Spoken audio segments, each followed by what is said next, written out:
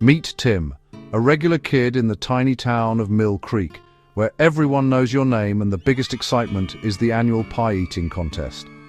Life here is simple, predictable, and if you ask Tim, a little boring. His days are a routine: school, home, maybe a bike ride to the creek. Tim dreams of something bigger, cities with skyscrapers, flying cars, and endless adventure.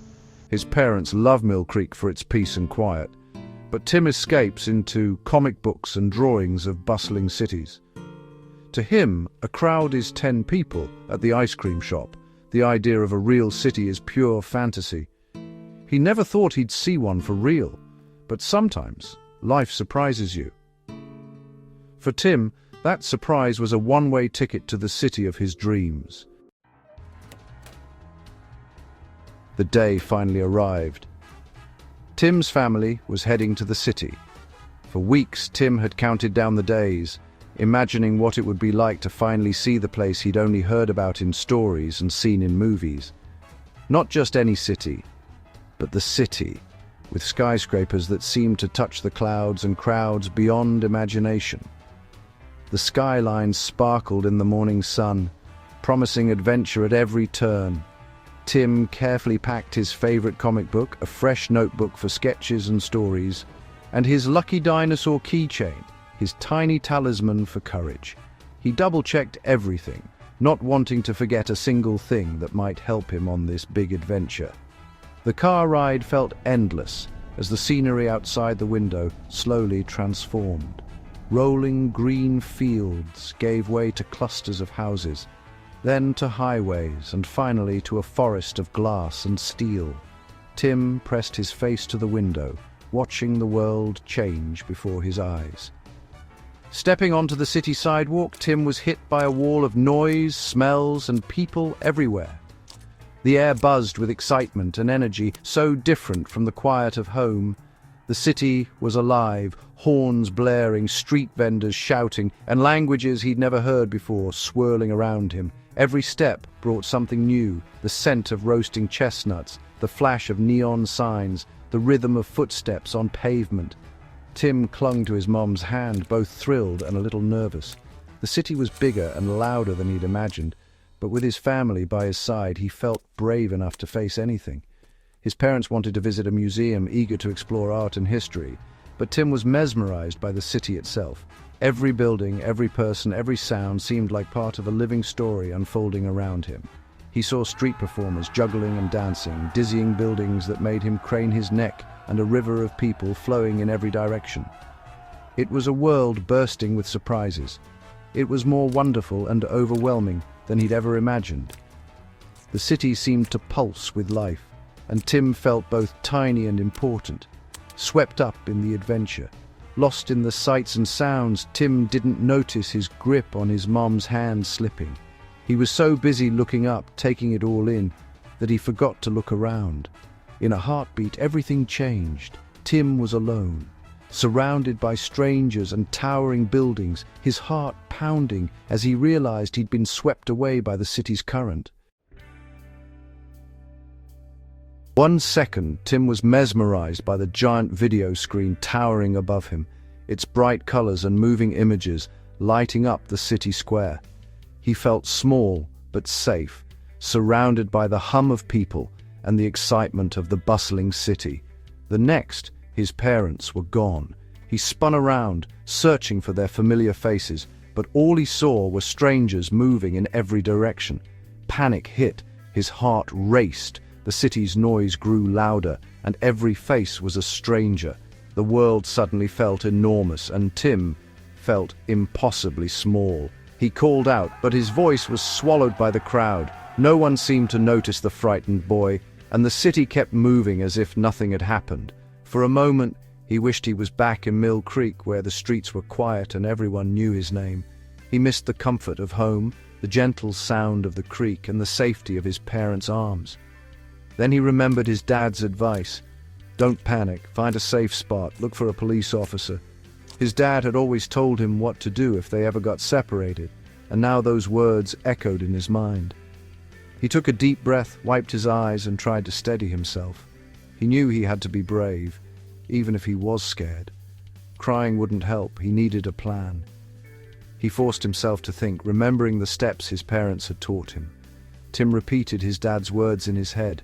"Don't panic, look for help." He whispered them softly, trying to calm his nerves. He wasn't just a lost kid, he was a lost kid with a mission. He straightened his back and looked around with new determination. The fear was still there, but now he had determination. He could feel it growing inside him, stronger than the panic. He scanned the crowd, searching for a uniform. Somewhere out there, someone could help him. He was scared, but he was ready to act. He took a shaky step forward, determined not to let fear stop him. Operation Find Mom and Dad had begun. Tim was on his way, and he wouldn't stop until he was safe in their arms again. Tim's mission was clear: find a police officer. But in the chaos, uniforms blurred together. Delivery drivers, security guards, even a hot dog vendor in stripes. No police in sight. He moved along the edge of the sidewalk, clutching his backpack for comfort. He tried to head toward the museum, hoping his parents might be there. Every step was scary, but standing still felt worse. He kept repeating his mantra, "Find a police officer."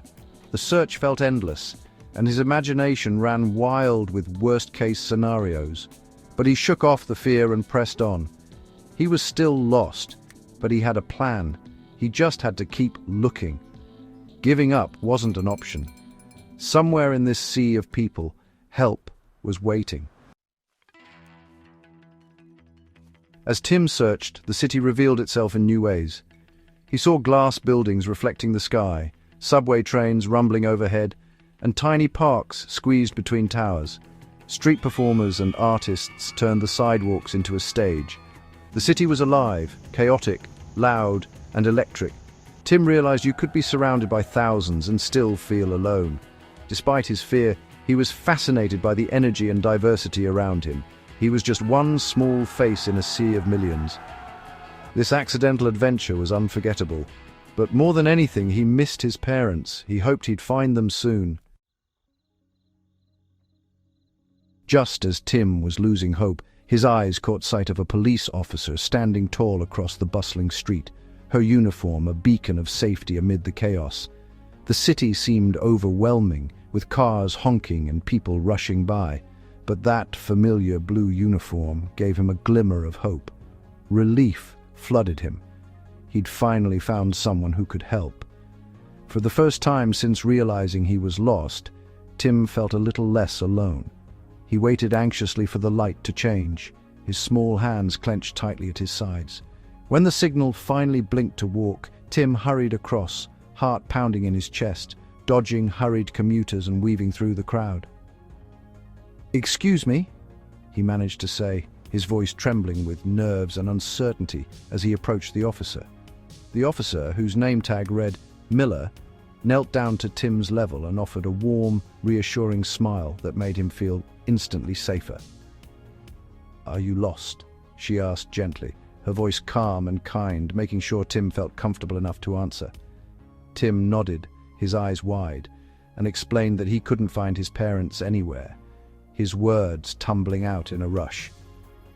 Officer Miller reassured him with a gentle hand on his shoulder, took his name, and asked him to describe his parents so they could start looking right away.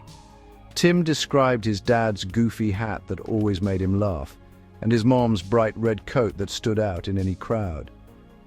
"You did exactly the right thing by coming to me," Officer Miller said, her words filling Tim with pride and a sense of accomplishment.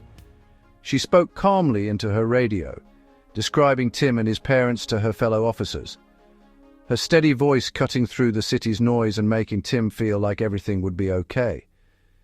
Tim didn't understand the codes or the official words she used, but he knew she was doing everything she could to help him. For the first time since getting separated from his parents, Tim felt a wave of safety and comfort wash over him. Operation Find Mom and Dad was now in the hands of someone who knew exactly what to do, and Tim trusted her completely. All Tim could do now was wait and hope that soon he'd see his parents' familiar faces coming toward him through the crowd. Minutes later, Officer Miller's radio crackled. Tim's parents were at the museum entrance. Tim's face lit up with relief. Officer Miller led him back, hand in hand, through the bustling city. At the museum, Tim spotted his parents, his mom crying, his dad pacing. "Mom! Dad!" he shouted, running into their arms. The family hug was the best he'd ever had. His parents thanked Officer Miller over and over. "You've got a smart kid," she said. "He knew what to do." Tim beamed with pride. He'd been scared, but he'd acted bravely. On the drive home, Tim stared out the window, the city fading behind him. He realized the world is big and sometimes scary, but it's okay to ask for help. Being brave isn't about never being afraid. It's about doing the right thing anyway, and Tim knew deep down that he was brave.